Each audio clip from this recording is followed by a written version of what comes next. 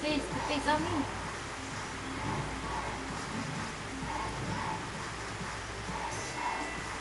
Nagilit na usapan, umati ka buong bayan.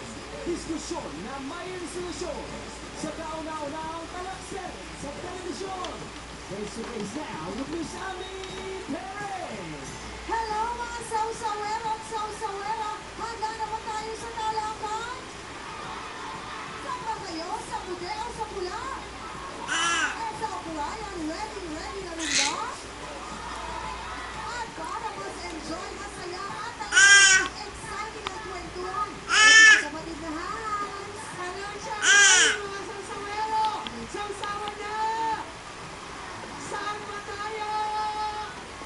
Ay, face to face na!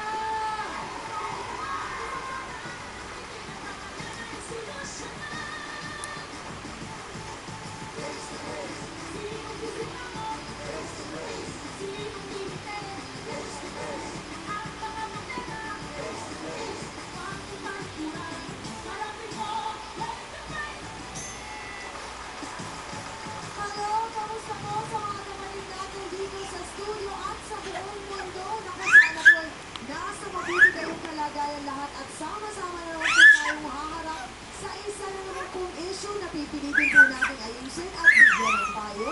Dahil dito po sa programa nyo, ang hangad namin talaga ay magkaroon ng kaayusan ang bawat panig na nagkakaroon po ng mga konting tampuhan at konting alitan, hindi po ba? Ako pa rin po ang inyong siyang Ami na lagi nagpapaalala kung may problema ka, hanapin mo, pag-usapan natin yan.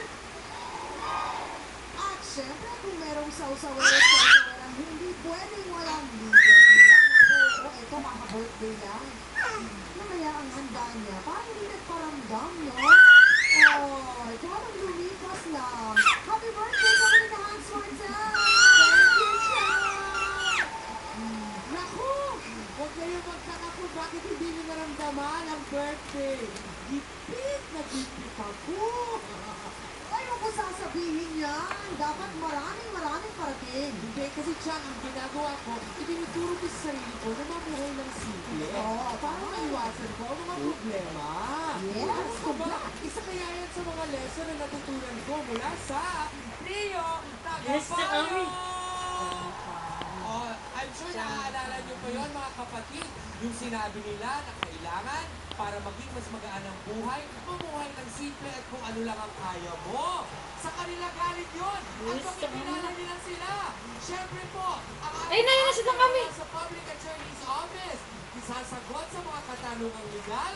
Narito po si Public Attorney Trinidad Balmeo. At syempre, ang isa pang tagapagpaalala talaga na hindi lang mabuhay ng simple, pinapaalala rin niya na mabuhay ng matuwid. Syempre po, ang ating spiritual advisor, Father Sunny Merida.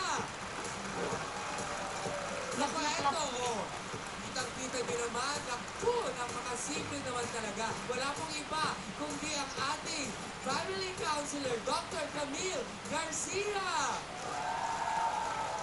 O diba, napakasimple ang mga tao, pero naman bubusogin tayo mamaya sa mga matututunan nating aral.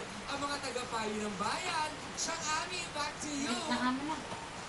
Saan? Isang ina po na nagdurugo ang kanyang Sa Ami. puso dahil sa Ayun labis na, na oh. pakialam ng dati niyang hipag sa relasyon nilang mag-asawa. Sa Ami na Kaya po. tuloy nagkahiwalay at ngayon naman po ay gusto na niyang makuha at Nakakita mabawi kasi. ang anak niya. Yan po ang ating face-to-face issue of the day. Maayos na sana ang pagsasama kung hindi pumasok sa eksena ang kontrabida